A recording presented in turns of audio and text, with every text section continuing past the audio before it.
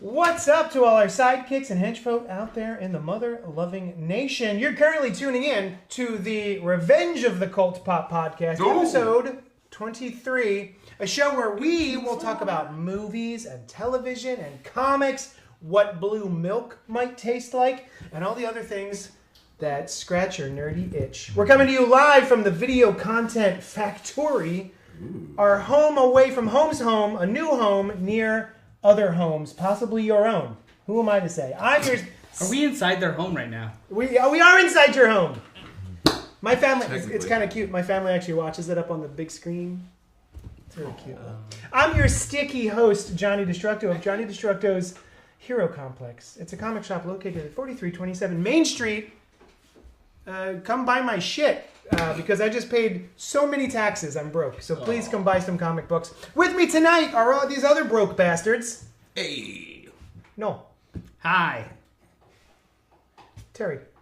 I actually did pretty well on taxes this year. Oh, fuck you. Right. Let's hear it for taxes. Actually, Let's give it up for taxes, y'all. Let's give it up for gainful employment. but in this case, let's actually give it up for taxes because these are all write-offs. Hey! That is the Glad we can sweetest help. thing anyone's ever said to me. Also joining us, You're not a burden. We got some comedy heat today. Randy. What's the deal? It's your man, right off the voice of reason. Holding it down here. The wise and sage of the panel page. Comic book Jedi. You know how we do.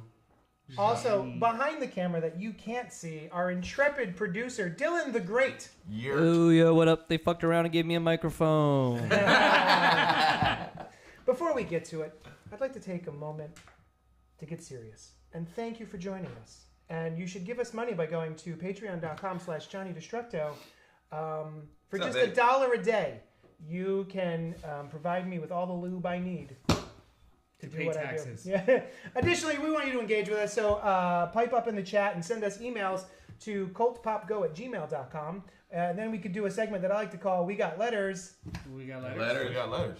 Oh, well, you know what? We don't have letters, however. So we got yeah, tweets. You We can got also tweets. We got lots of tweets. tweets. You can also message us on socials at CultPopGo. Yeah. Eddie Madison That'd be is awesome already if in the Rock and chat Roll. saying, "Hey everyone." Everyone say hi What's to up, Eddie. Ed? Hey. Thanks for joining us. So Trip and Fly at NerdDadAF. One more time. Trip and Fly is the you've got the name, but then Ampersand. you've got the and. Oh, I thought it was Trip and Fly. Trip No, and Trip. Fly. Space, ampersand, space, Fly. Got it. Yeah. My all-time favorite in and out of continuity resurrection. The Dakotaverse, aka Milestone Universe. I wish more people were as up on this as I am, and then a bunch of hashtags. So I didn't know it was called the Dakotaverse. Yeah. I've never heard that in my life. Yeah. All the stories take place in North Dakota. Yeah. The whole well, Milestone Yeah, Universe. takes place in North all of Dakota. them. Holy Nah. cats! I had no There are idea. more people, more black people in the milestone characters, like official characters, Yeah. than there are black people in North Dakota. So thank you for tweeting at us, NerdDad as that's- fuck, I guess. That's actually an awesome example of both the publishing resurrection as well as like a character resurrection. Yeah. I think that's really Quick cool. question on that. Yeah. Comic folk. I remember there was a big announcement that it was coming back. Did it come Oh, back? it's back. It's back. It's back, Really? baby. It did happen. For like Yeah. 2 Okay. years now. Currently. Yeah. I remember watching the announcement and I was Yeah. excited, but then I don't remember hearing much news. So not only did they finally reprint all of the original Milestone Johns in compendiums, 2 big compendiums that are nice soft covers, but now there's a new season 1 and season 2 of Static. Season. They're calling them seasons, even though they're comic books. 6 issues. Icon and Rocket, Icon versus Hardware. Hardware. Duo is a new one. Yeah, Duo Yeah. is actually really pretty Yeah, good. Koi fan. That was And actually Hardware. my Not Hardware. Blood Syndicate just dropped too. Yep. sampled all of them. Duo is my favorite. Duo was dope. Yeah. Duo was really good. Good. Boopity bop. What's up, Robert Monroe Jr.? Thanks for joining Hey. us. What up, man? Okay. So that was the segment where we read a letter. Right to the main topic. Happy birthday, Superman. Happy birthday, Superman! Happy birthday to To you. you. Happy birthday Oh, we're gonna do the whole to thing. you. Happy birthday, dear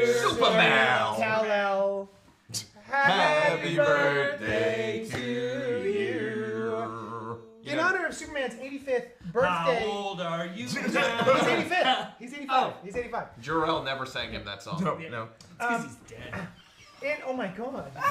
Jor-El is dead. Oh, you didn't know? Spoiler alert. Oh, shit. Daddy Jor is dead? Yeah, a couple times now. So yesterday was his 85th birthday. We're going to spend some time today belatedly discussing what makes the Man of Steel so damn durable. Get it? Besides being steel, yeah. Instead of simply rehashing our favorite runs and movies and actors, we were inspired by an article on the great site 13th Dimension.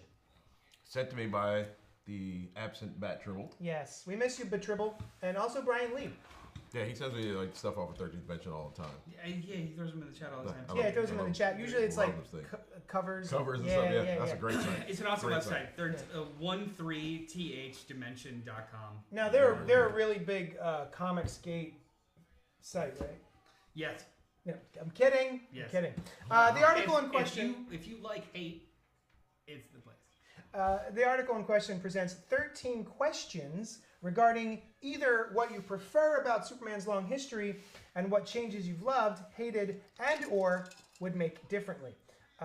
We thought it would be fun to go around the room and each answer these 13 questions. So without further ado, Yeah, let's go through it. stop a-doing. So due to 85 years worth of continuity and stories, and how many reboots of DC Comics, there have been so many things about his origin that have changed. Yeah. So 13th Dimension very lovingly put 13 different kind of, you prefer this piece of continuity or this piece of continuity, and we're just going to go through them all. So who wants to start, though? I'll ask the question, who wants to go first? Me! It's Randy. All right, so I the go first all the time. first of the 13 questions was born on Krypton or on Earth. So post-crisis, John Byrne's reboot established that Kal-El departed the planet of Krypton in a birthing matrix, and he wasn't actually born there; he was born on Earth. Whereas other retcons since then have, him and Jor-El, Jor-El and Kara. Kara Jor-El? Laura. Sorry. Laura. Kara is Supergirl. That's right. The two of them with a baby, sending the baby forward. So, which of the two do you prefer? The birthing matrix as the last son of, or the last Kryptonian? I'm definitely all about him being born on Krypton. Because and the interesting part is it only really came up once, like that it was a birthing matrix, right? In an Armageddon 2001 story. Wow. This fucking thing keeps coming out. Yeah, dude. Where's Brian Lee when you need him? Oh, dude, listen, that's one of my favorite of those. It's just a very cool, sort of Elseworldsy sort of thing where they have to determine, he runs for president. Yeah. And so to determine whether or not he was an actual American citizen, That's right. they went into they looked at the ship and determined that his birth happened when it opened up. So he was born on American soil, therefore he was an American citizen. He could run for Forgot president. about that. and he That's did. cool. Yeah, Fucking love that comics. was amazing. Right? That was outstanding. Yeah. That said, that's the only time it ever came up, so it doesn't really matter to me. I like the idea of it's a little bit more ephemeral when you have to take your freshly born child from your arms and put him in this thing and launch him into space. It just means a little bit more to me. I'm gonna go next. Sure. Oh, you know what? Why don't you go next? Yeah. Because to that point, I also removing them actually sending their baby into the darkness, you lose all of the amazing thematic metaphors and allegories about the Moses allegory and the sending your child off. You miss all of that if you just have it kind of sci-fi it away with just the birthing matrix. Yeah. And I completely forgot about the birthing matrix until Man of Steel when they added the Codex thing. Yeah. So they tried to have their cake and eat it too. And I completely forgot that was actually kind of born in the comic books about just the entire genetic makeup of Kryptonians went along with him in a birthing matrix. Yeah. I thought that was a cool throwback, but I don't know if it's necessary. It's an interesting piece of sci-fi that this society has advanced to such a point that they don't even have babies. Give birth they to don't even babies give anymore. birth to babies. Oh, yeah, that was in there too. That was another one of the things that made it more interesting. That there hadn't been an actual birth on Krypton for centuries. Yeah. And you know what I mean? It just made it that more special. And you're missing out on all that delicious placenta. Right. Fry that up. What do you think, For Terry? me, Superman is the last son of Krypton, the last Kryptonian. I need the scene. I need the panel where a child's first memory is my parents got rid of me. My parents sent me away to save me. Yeah. I need that for the rest of Superman's story. I need him to be abandoned. Yeah. You know, so like you said, the Moses thing. I mean, it is abandonment. It is for a better thing. It's like giving your children up to foster parents. It makes the Kents work better for me. Mm-hmm. Do you have somewhere you gotta be? Yeah, this is a suck on my time. Yeah. So let's go. But I think it actually makes the young Clark, the Kent story, as well as things he'll have to come to terms with later in life, stronger by having him be literally a man without a home. You lose all that amazing abandonment kind of characterization, and the better, like the needs of the many outweigh the needs of the few kind of part of it. What about you? Where did you evolve? Being a father myself, I agree that putting an actual living being and having to say whoop bye is a slightly different. Deuces. Yeah. Slightly different thing emotionally. Your words to send him off to a better. Your last words to him would just be like, "Don't let the door hit you." But it does Love also ya. show that the Kryptonian scientists were men of science, not of love and compassion. Yeah. Which helps in that world as well, because, like you just said, an actual father doing that. Treacherous. Yeah. Well, Leave that was with him. That was the thing that Send made the wife with him. Yeah. that was the thing that made it work in Burns' Man of Steel, because Jor-El, as a father, was very much like he was like the last bit of like emotion on Krypton. Like even Laura was like, "You're sending my child to these people, like those weird dusty creatures, like oh." There was like a picture of a guy in Kansas and he's like out in the field and she's like, "That man's got no shirt. Like what's going on here? Where are you sending my I'm child?" going to pause you because one of the questions later actually talks about Kansas. Yeah. So Nice. we'll hit it Let's then. jump. Let's jump. Let's do it. Well, the second one is Kryptonian's destruction. Natural event or villainous plot? Throughout many of the origin retellings, Krypton's death has been a natural disaster. So like the animated series and most of the shows and movies. But then came along Bendis in 2018 and revealed kind of a larger plot of Krypton being actually technically killed with a destruction purposely by Rogol Zar and the Intergalactic Council. It was a clever twist that didn't negate the destruction. However, what do you think? That it's natural disaster and they were too on their own up their own butts to notice or do anything about it, or some other larger machinations? Well, first of all, I want to start by saying it wasn't Bendis that first did that. It was in Earth One. Yeah. Oh yeah, J. Michael yeah. Straczynski. That's right. Wait, who wrote that? That was Straczynski. JMS. And he's the first one. Fantastic. Earth 1 or Earth 2? Earth One. Earth Earth One. One. Okay. Yeah. Yeah, the little hardcovers by Shane Yeah. Davis That and was JMS. that was fantastic. He was the I bought one first. of That was those the first time I'd seen. Oh, it didn't explode accidentally. Yeah. Someone did that. Someone did that. Yeah. And then they repeated it with the Man of Steel by Bendis. It's likely they're not suing it because it's out of continuity, technically. But, yeah. Oh, fair enough. Yeah. That's true. I think them being the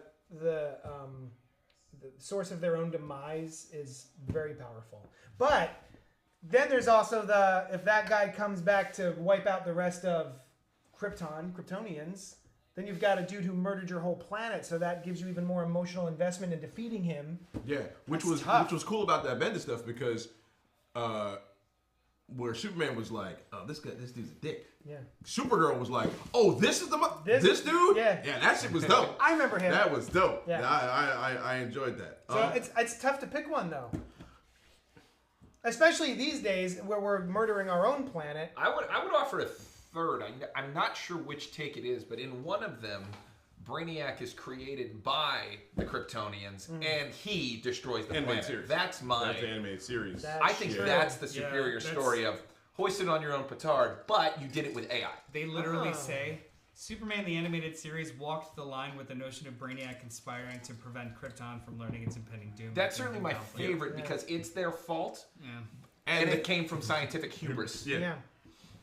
I do kind of like that. I think I actually also like the scientific hubris of it all, like because even in all the other versions of it just being like a natural event, there's been a couple of versions where Kal-El creates they work on the ship and they devise their plot because no one else is believing them that it is a catastrophic event. These incredibly smart people are so smart that they're blind to common sense. I think that's powerful. Yeah. Agreed. Yeah. But I still really like Rogol Zar. He's kind of dope. Yeah, Rogol Zar is dope. Cool ass, the scar and the axe. Especially drawn by Yvonne Reese. Oh, man. I want to reread all that. He's a beast. Yeah. I did. Yeah. I fell off that Bendis run, though. A lot of people did. Just stay. I think I made it to 10. Just stick with the Superman series, not the action. The action stuff was okay, Agreed. but the Superman series was fantastic. And it was gorgeous. I didn't like what they did with Lois. And what they did with the firefighter lady. That was action. Oh. That was all. So I'm telling you, like action. Wait, what about Lois? Did you like? Yeah, what about Lois? I thought their marriage was great in that book. Yeah.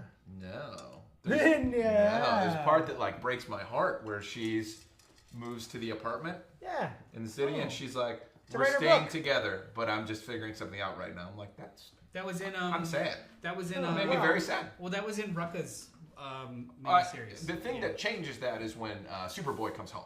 Yeah. And then it's like, all right, fuck that shit. Right. We're back into mom and dad mode. Yeah. Oh, I thought that was kind of cool. She's like, I gotta write my book, and too modern. You're a distraction. Too modern. You're too close to a modern relationship. My Superman has traditional family values. Yeah. Actually, he does. I mean, for mine. He comes home to a home-cooked meal. Yeah. Lois, where's my pie? Yeah. Yeah. Superman loves pie. No. And then he puts on his gladiator costume and they get in. Yeah. Hold on. First of all, I didn't Superman pie as a does the euphemism. cooking. I mean pie as... Superman does the cooking. Oh, Lois the Lane cooking. is Superman does corporate cooking? lady. Yeah. That's what I thought he said. Superman does the coke. Superman... The Flash does. All the blow. Okay. Skip.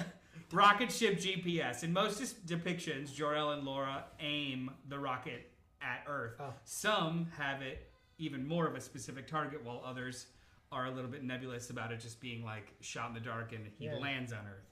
So how do you feel about it being a predetermined destiny or destination versus something a little bit more nebulous? And I mean like specific. So like Byrne, they were literally the Kansas sector of this planet. Smallville, Jor-El 30 years ago literally like walked the earth and picked the Kent farm. Yeah. Oh. Yeah, I remember that. I forgot that. Versus just like, we hope he finds a planet and I think this solar system has This a will be yellow alright. sun. Yeah. So like, let's see what happens with this one. Who's got some wood we can knock they on? threw a dart. But like that whole spectrum of really giving the child away. How Nah, man, pointless. shooting your kid off into space with willy-nilly. No, I like they picked Earth. They don't have to pick Kansas, but they picked Earth because of the sun and how they knew that he was eventually going to lord over them with power at some point. So you end at Earth. Yeah. Anyone else go further than Earth? I'm actually gonna go Man of Steel on this one. I think I like the way Russell Crowe does it in that one. Of he'll be an outcast. Like in the first trailer, that's the best explanation. He'll be an outcast. No, he'll be a god to them, but he'll show them. Like he's not gonna come to lord over. He's gonna come to show them how to step into the light. So I say I'm gonna go Earth because I really Just like the Earth? way Man of Steel does it because it's just the idea of he'll be super because of the sun. And he will lead these people to become the best versions of themselves. Yeah. So while I'll disagree, but only like slightly. I think the Smallville version is fucking stupid. I agree. Just how they got Jor-El to Earth and all of that stuff. As far as I can remember it was dumb.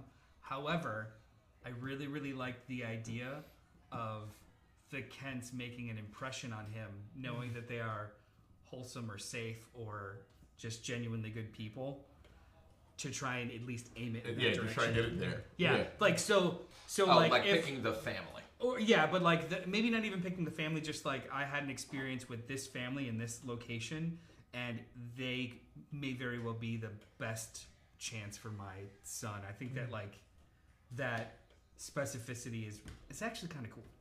I think it's kind of cool. I'm But sorry, I you don't started know- off by saying it was stupid. I think confused. how they got Smallville. Jor-El there How was Jor-El all really got to stupid. it. Oh, But the idea of The idea. him meeting these people and them Gotcha. leaving such a lasting impression that 30 years later, without even knowing it, before he even knew he had a family, he felt that these people were safe for his son. I was having this discussion with somebody about this about a week ago, and the idea that if you were able to see as much of Earth as they were somehow able to see, right?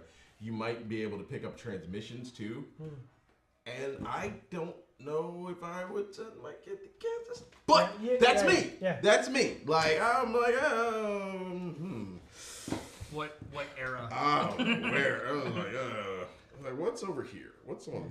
Wait, let's try this planet. What's on this planet? Oh, there's nobody there. All right. Well, shit. Kansas was dope in the 30s. Was it? I mean, it was kind of dust bowl-y. Get some work. It was kind of dust bowl-y. It was insulated from the rest of the world. Yes. Okay. All right. We'll go insulated. So the big city is bad. Yeah. Because we're Canadian. Number 4, Super Baby. The notion of Super Baby flying around the farm all the time versus give him power gradually. So let's say we went with birth on Krypton and a son or a young toddler arrives. Should he be full powered right away or gradually comes into his powers? Full powers right away. Super Baby all day. I love that. The story options in that and the hilarity I think are awesome. I'm gonna disagree so hard that your head will spin. Oh no! Spin it. Okay. You kind of described Son of the Mask. I don't think you can get, as funny as some of those scenarios would be. Yeah. I think you will not get the same kind of character buy-in of humility and growing up with humanity if they're super powered immediately. I think the growing I don't know what the phrase is, power is wasted on the powerful. Only a weak man understands the true. That's kind of American. Well, I mean, that idea. Powers corrupts. Absolute powers is absolute corruption. As lifting the truck is cool. I like the small. He's just literally going kept unlocked different. That he was strong from age 10 on, but him growing, having to learn, I actually really prefer. I love. Is your head spun? No, it's fine. It's right here. No. I love the gradual one, but I love super strength right fucking away. Yeah. Because the sun makes me strong, right? Yeah. So super strength, just everything else. Yeah. Yeah, I think everything else comes gradually. For example, I loved how they handled X-ray vision in Man of Steel. Yeah, that was amazing. I love that sneaking right up on him and freaking out, give us Mama Kent. That's cool. So, that's a wonderful scene. But also, he started as someone who could simply jump really, really high and was pretty darn strong. Yeah. And then eventually becomes a god, in our understanding of Superman and how he evolved as a character in the 1930s to today. So let's take the history of Superman and kind of apply it to, his powers took place over time because they did. At one point he had all the powers. Yeah. Robert Monroe Jr. says those Super 60 Super Baby stories were so silly. They were absolutely ridiculous. And you as a parent, if your child was doing Super Baby shit, you'd be like, you know what? This isn't really my kid. You know what? You can go outside. Oh my god. I used to tell my kids all the time, when they were acting up, I was like, you know what? I'll leave you here. You're cute. Somebody will take you home. Somebody would have taken that boy home. No, you're not gonna just be flying around. Wait. What if Jor-El sent him away because he was a super baby? Yeah, you know what? Someone take this boy. You're flying ass down here. Put the lid. I'm out of here. I'm gonna make a great story. Tries to fly away. I'll be remembered as a hero father. I can't imagine. I've seen kids have tantrums. I've had kids have tantrums at me. The idea of them maybe being able to slap my face off. If well, I mean, we saw that in. We were talking last week about the Marvel series.